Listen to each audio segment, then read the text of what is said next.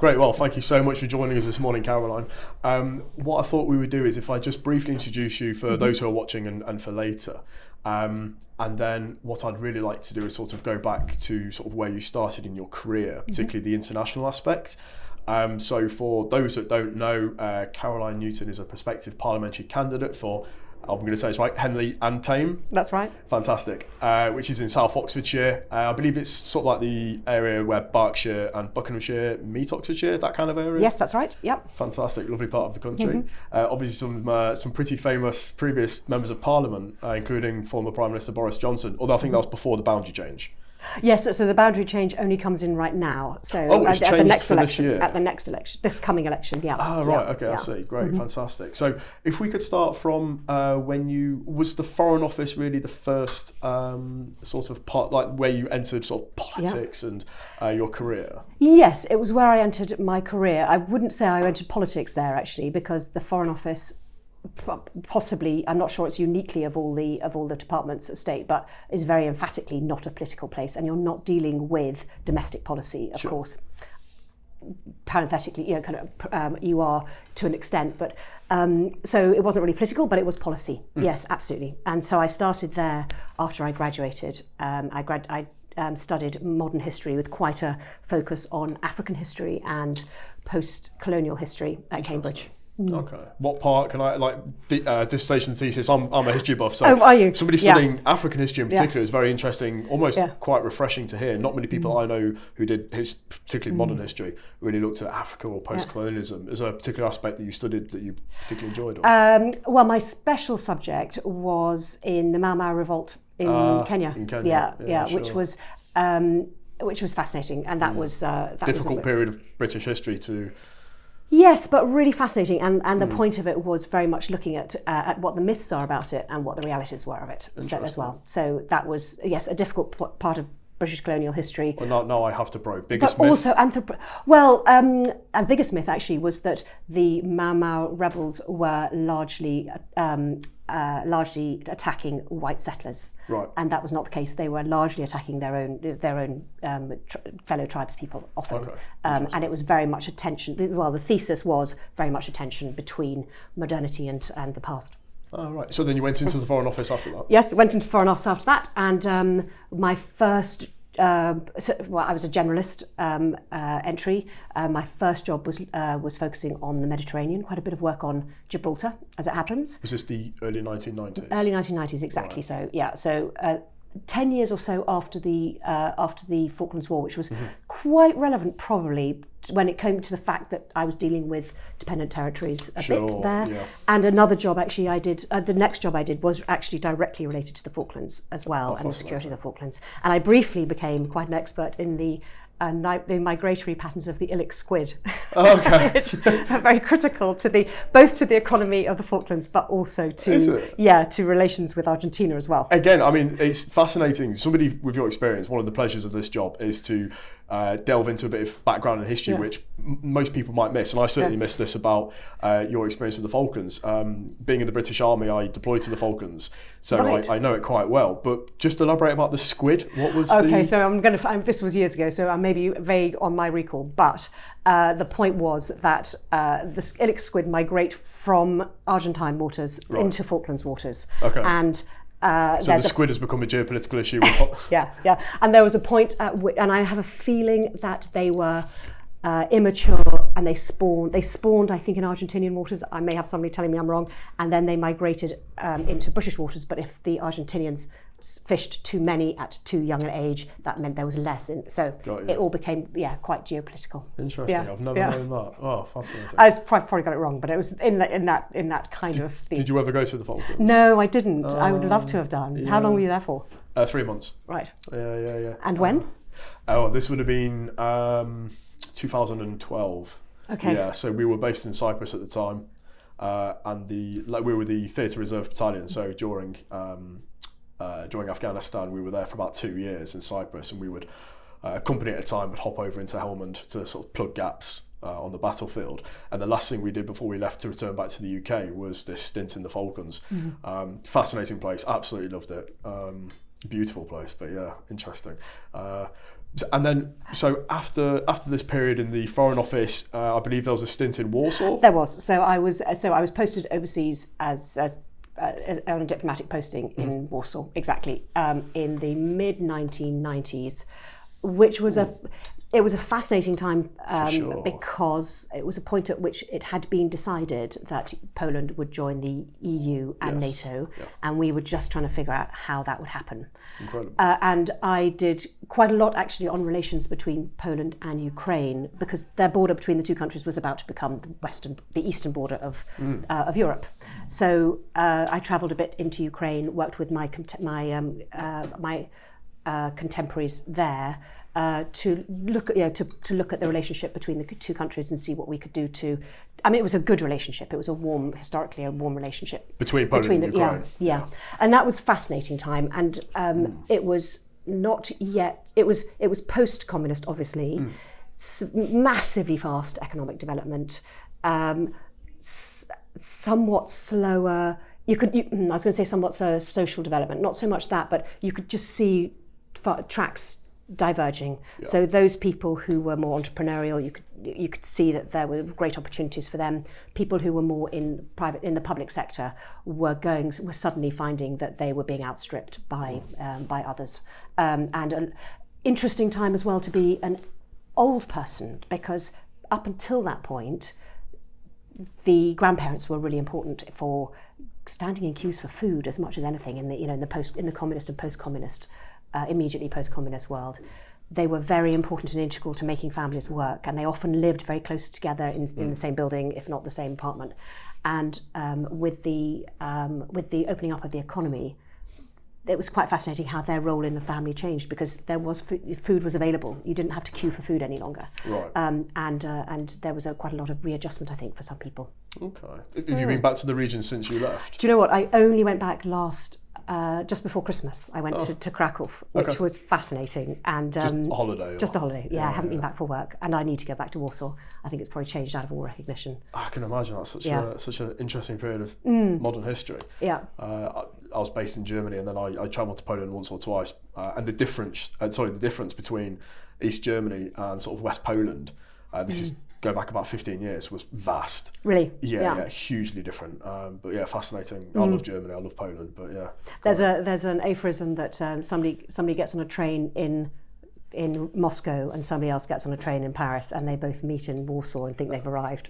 Oh, I see. Yeah. Might be probably 20 years out of date now. Yeah, probably. Great. So then after the Foreign Office, you went to the BBC? I did. Yes, that was kind of slightly gatekeeper turned poacher. Right. Yes, and why did I do that? I knew that I was coming into my late 20s and knew that life was quite tricky being as an expat.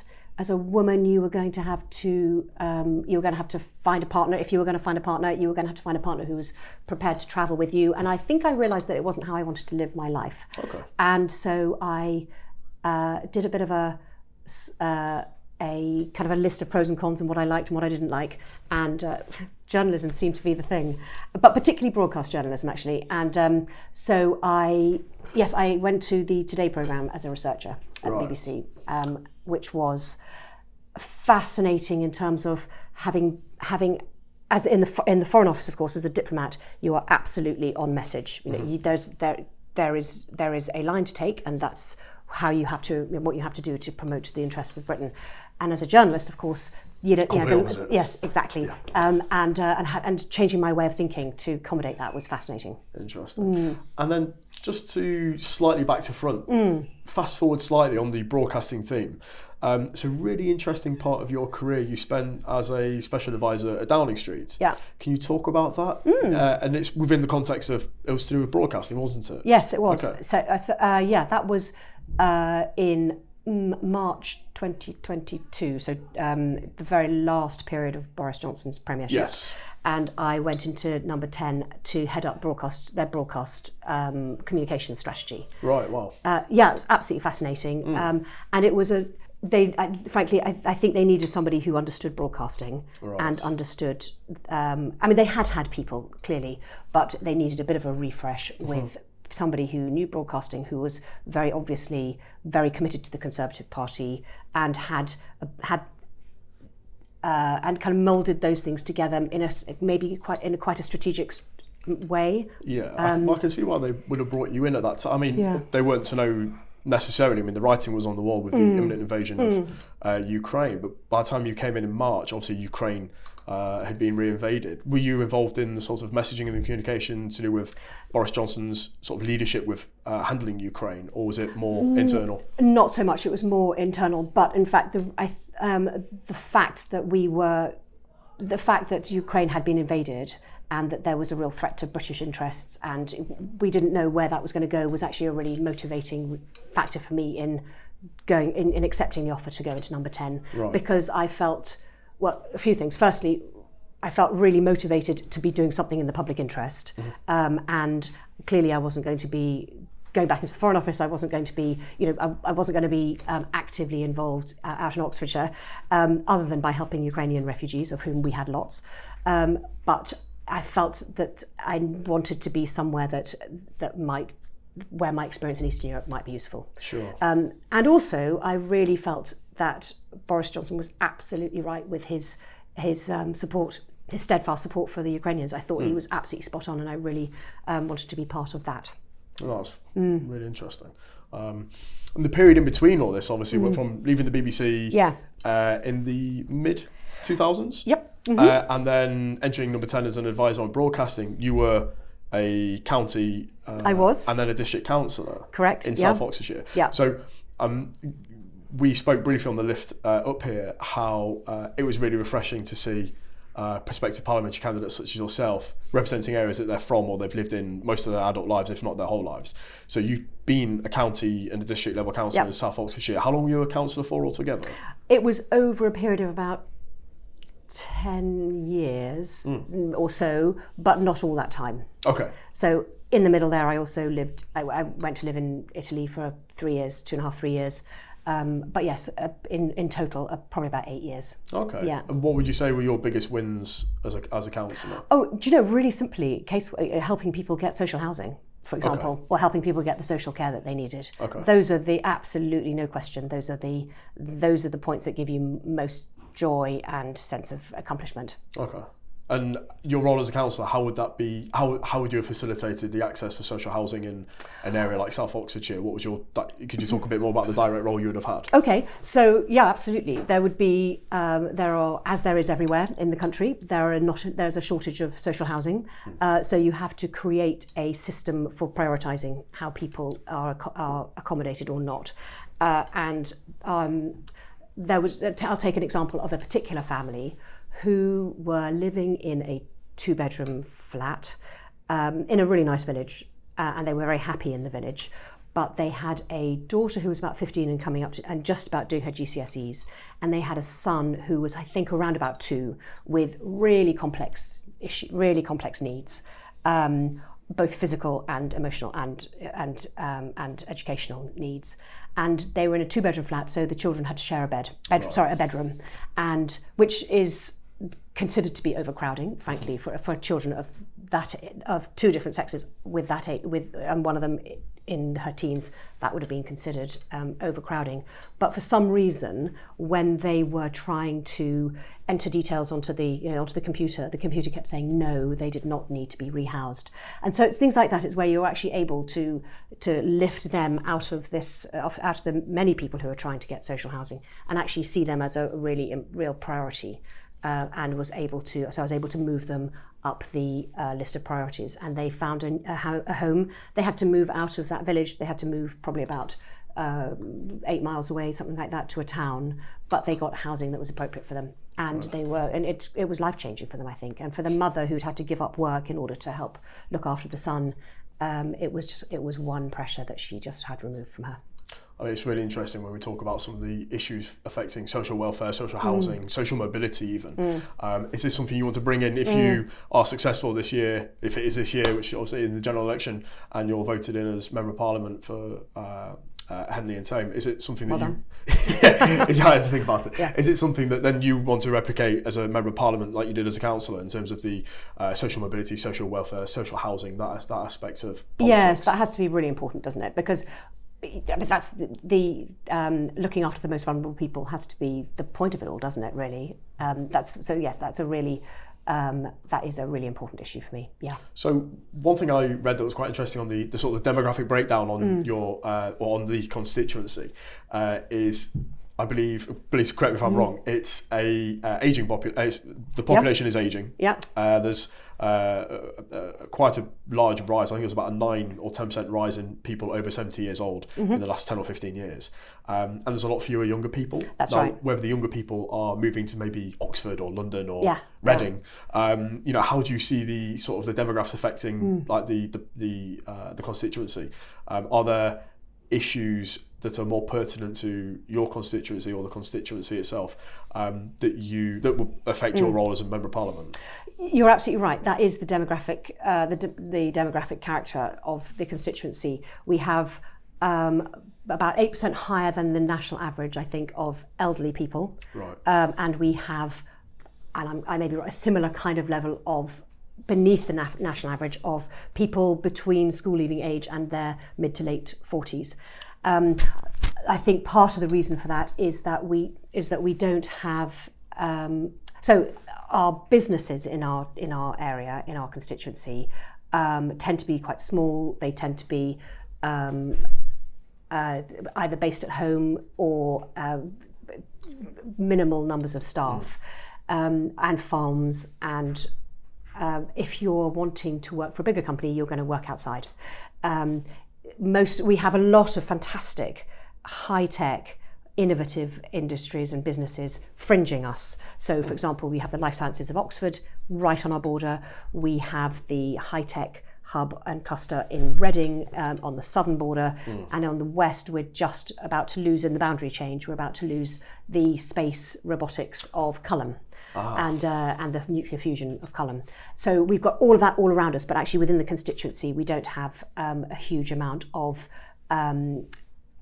innovative high-tech jobs, for example, and high-paying jobs. So that was something and I think that's not necessarily the wrong thing. I'm not sure whether we have the capacity to take lots of high-tech jobs and bring in lots of industry. I'm not sure that would necessarily be what I'd want to see, but I would like to see us creating the capacity for young people to stay in the constituency and get those jobs around us. How would you plan on doing that?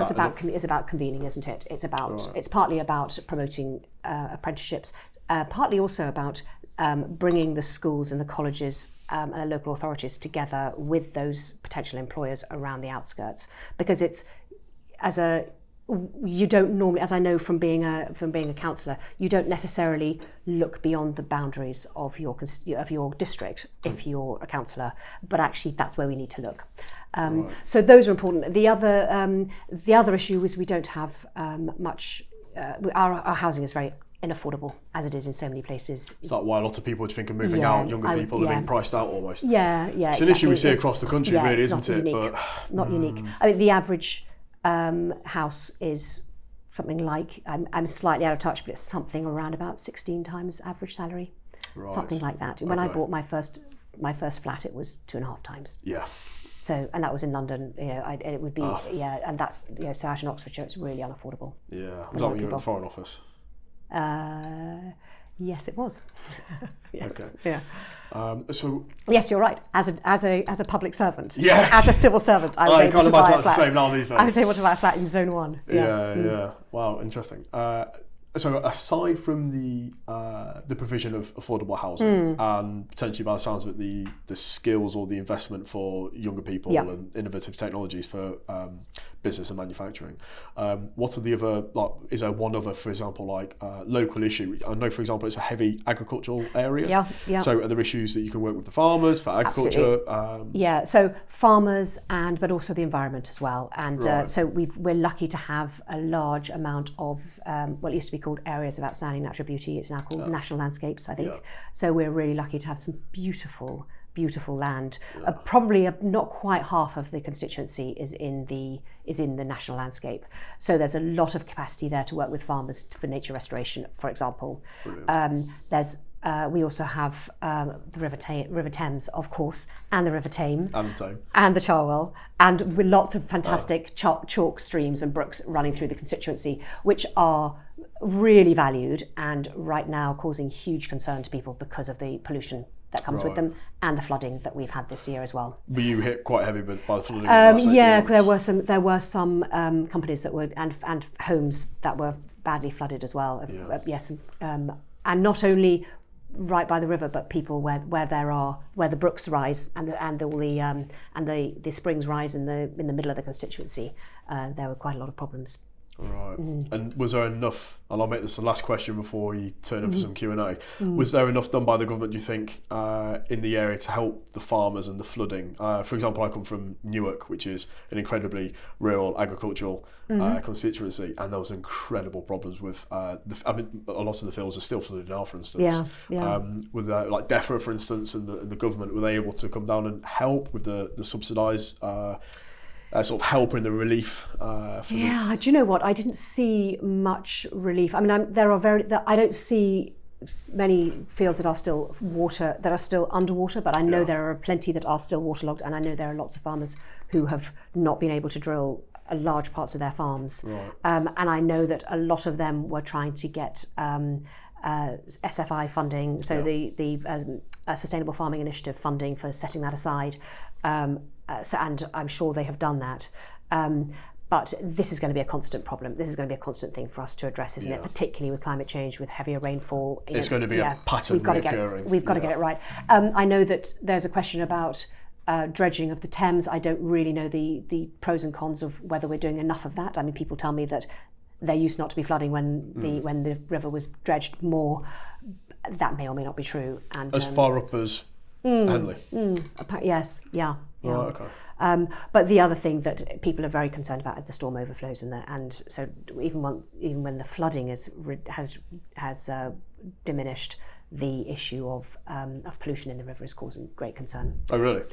We've just got one of the areas that's just been given bathing water status is kind of between Henley and Thame constituency and the Wantage constituency, so on that border there. People, there is a lot of wild swimming in the Thames around the constituency, and so that's something I'd be really keen to try and get to grips with as well. Oh, great stuff. And actually, I will ask just one final question. It's something you mentioned earlier, and I thought it'd be really interesting just to loop back in and come full circle, of your career. If you are successful, and as a completely impartial bystander, I hope you are, but you mentioned that you would have some aspiration potentially to return as a Member of Parliament, maybe in a future government, in an international capacity. I didn't say that. Am I putting words in your mouth? No, what I did say, however, was that I would be keen not only to. So given that I come from there, and given that I've represented Henley and Thame as a councillor, I have strong roots there, and really keen to represent the people of Henley and Thame. But I really am keen not just to be a local councillor, and I think I've heard commentators reflecting on the fact that there are a lot of people who are being selected across the parties who have been, who are local councillors, and that's maybe suggesting that that's maybe the limit of their capacity and horizon.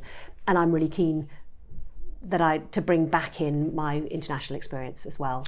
Yeah, so that's what I say. So partly maybe as a backbencher, conceivably, as certainly in the first instance, it would be great to be more involved back in foreign affairs and committee work. And promoting Britain's interests and security as well, because we're in incredibly difficult times, aren't we? And we're no longer in the that peace dividend has long gone. I think, thankfully, and my own experience and background is in defence and security, incredibly relieved to see security and defence be taken a lot more seriously. And I think for the first time in my adult lifetime, it's really become a sort of national debate within the election. an election issue between the Conservatives and Labour. Well, I mean, it'll be interesting to see if it is actually an election issue, if any votes turn on it or not. But notwithstanding whether it is resonant politically, as in electorally, it's clearly the first duty of government is protect your borders. And our protection of our borders doesn't start at Dover, does it? It starts with the projection of our interests and our alliances internationally. For sure. And that's something I'd be really keen to work on. Oh, fantastic. So, some MPs get the chance to submit private members' bills, which have the chance to become law. This is a good question. If you could submit a private members' bill, what topic would you do it on? Oh, actually, this is quite a personal one, which is it would be about road safety. I can't quite define it yet. Can't define it exactly, but it was about the vast majority of deaths on the road are young people. Yes. And the vast majority are quite relatively recently passed and are often nighttime crashes. My sister was killed in a car crash in her mid-20s, so it's very resonant. It resonates with me. For sure. I would want to introduce a bill working with Brake or some other road safety organisations to look at how we can make that transition for kids young people from learner drivers into really safe mature drivers. And I should say my daughter is 18 and she's just going to be taking her test soon, so another reason to be particularly concerned about that. No, I very much respect the reasons behind that. Yeah. Do you think maybe then there might be need, just to tease that out a little bit further, do you think maybe the testing standards today, maybe, or we'll find out with your daughter when she hopefully passes, but in terms of the testing, the structure of the test, do you think there needs to be more emphasis on safety? I know standards seem to have gotten a lot higher recently in the last sort of 5 years. So it would be interesting to hear from your perspective, obviously, how your daughter gets on. People taking their tests now today, whether the safety aspect is still front and centre. I think I agree with you that from what I have seen and other young people going through their tests, it's a lot tougher than when the people of my generation took their tests. Can't believe I just used that phrase. Anyway, in my day, and there seems to be a lot more failing multiple times before you're actually allowed to get on the road, and that's fantastic. Passing second, third, fourth time. Exactly so. For me, it would be about some way of regulating new passers in the early days, in the early evenings of their road use. Sure. I'm very vague about this. I mean, I'm slightly casting around for... No, it was a really good question, and I'm really glad. But I don't think we should have legislation where we don't need legislation. However, but that's something that's interesting. Quite dirty. I'll just finish on that for now. There's Tom Cottrell, who's the Member of Parliament for Gedling in Nottinghamshire. He recently wrote, I think he put it on X, about road safety and antisocial driving, and sort of like how he's trying to clamp down on it a lot more. So that might be interesting to have a look at. Oh, I'll have a look at that. Okay, this is a really good one. We've touched on it ever so briefly, but in terms of supporting vulnerable people in the community, the question here, how will you support the most vulnerable people in your community? Are there particular sorts of policies or particular legislation you'd like to see, not strengthened, but maybe reinforced to help the most vulnerable in society? I think we need to really focus our efforts on the people who really need help. And at the moment, I feel that we are giving quite a lot of help to a lot of people. We are helping some people who maybe don't actually need help. Yeah. And I think that, and we don't. As a Conservative, you'd probably expect me to say this, but I think we really need to home in welfare where it's needed, for example, and do that right. And that means helping particularly young families.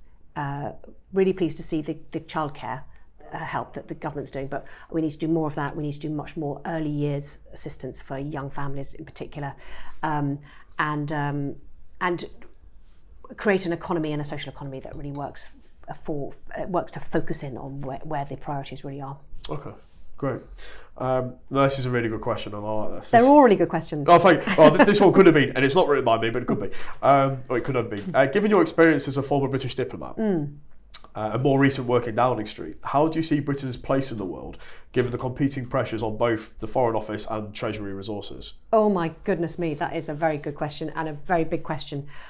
Right. How do I see our place in the world? I see our place in the world as it has to be one of alliances. Yep. You know, we do not have the capacity to stand alone, and we need to acknowledge that, which means that we need to we need to work with, identify and acknowledge and work with the countries in the world that share our values and share our interests, which means both the NATO kind of alliances. It also means Europe as well. We have to, and Rishi Sunak made some really great strides, I think, in mending the relationships with Europe, which are so important, but also our alliances further afield than that as well.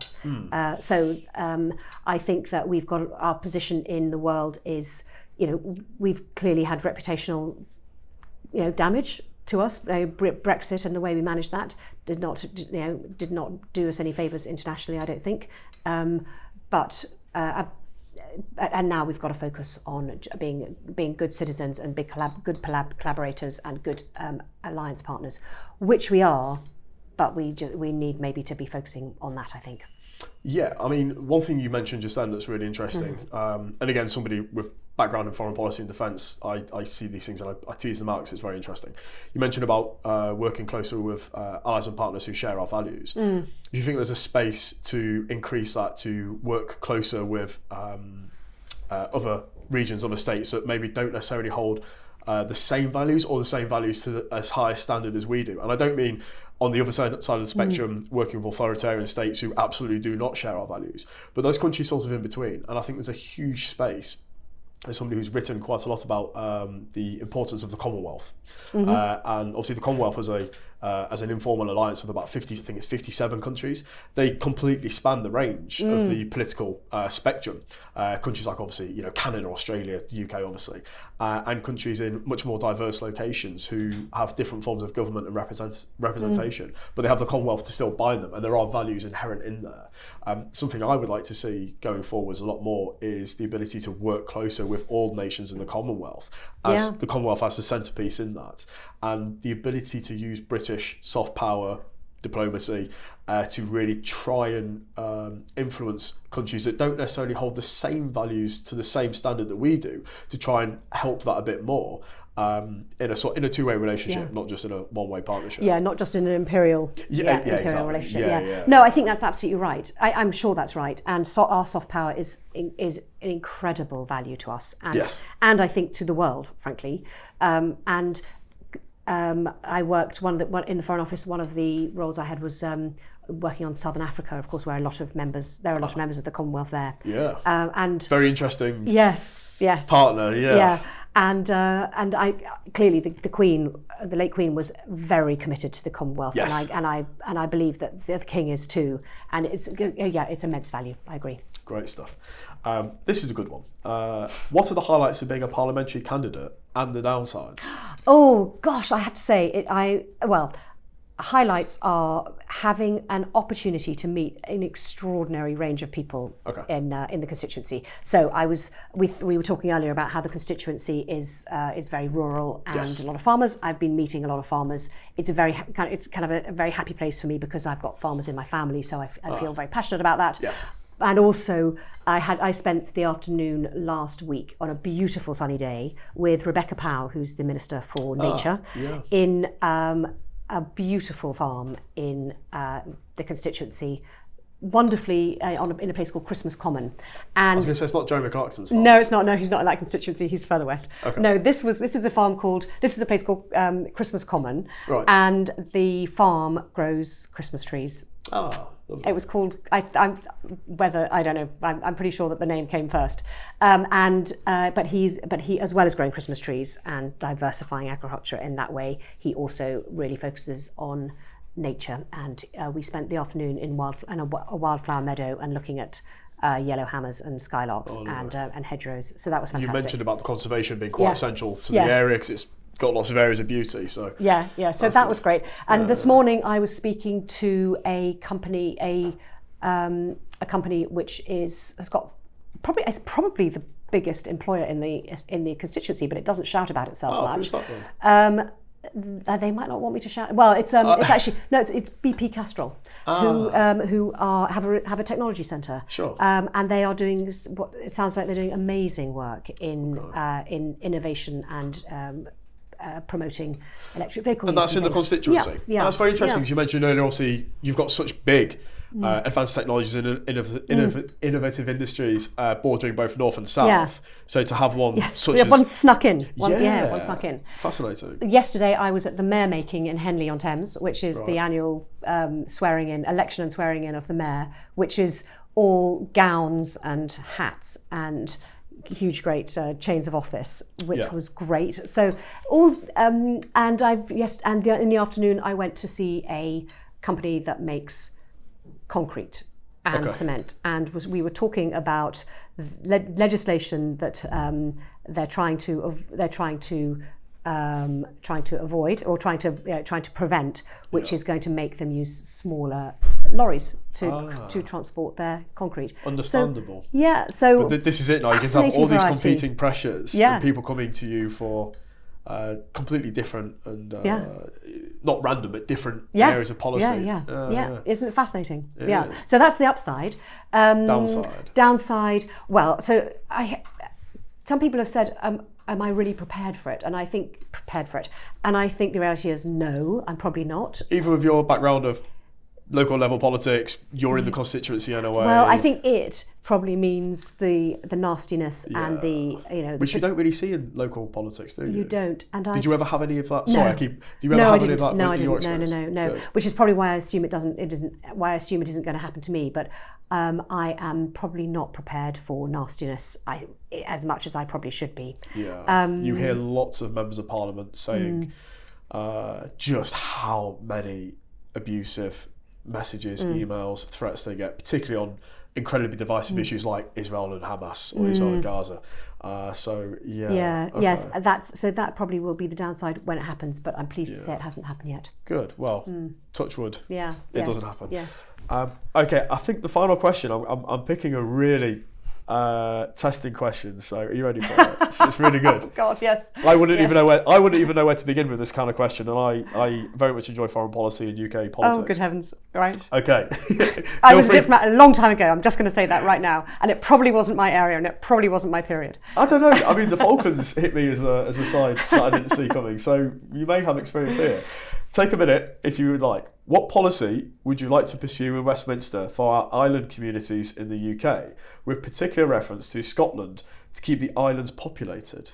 Oh, good heavens. Now, couldn't be further from my area of expertise. No, it's really good. But equally, going back to your experience, you mentioned about, obviously, your constituency, or the constituents Henley and Thame. It's we talked earlier about the decreasing population, the aging population, and the the outflow of younger people. So that could almost be replicated. It's a similar sort of issue. A lot of people on the sparsely populated islands off West and North Scotland, a lot of the young people leave. And obviously it's an ageing population, so maybe there's exactly, and that has to be, you're absolutely right, and that has to be about making sure that communications are as rapid as they can be, and then there probably needs to be, but it may not be a national government issue, a UK government issue as much maybe as it might be a local council or Holyrood, exactly, a real focus on using the convening power that you have as politicians to encourage businesses, and not just convening power, frankly, tax policy. Policy and levelling up. Exactly, to encourage businesses to go, So because you're not going to accept Minister for Scotland then? I think there might be people who are better qualified than I am. I don't know. You bring so much. This is what I was saying earlier. You bring so many interesting qualities as a prospective parliamentary candidate. My grandfather was Scottish, though. Oh, there we go. There we are. Whereabouts in Scotland? Glasgow. Okay. Yeah. I love Scotland. He and I don't know which football team, but I think he was he played. This is going to be incredibly important. I think he played for one of the football teams. He played. I think he did. I think he did. Yeah, but moved down to London when he was kind of in his mid-20s or something.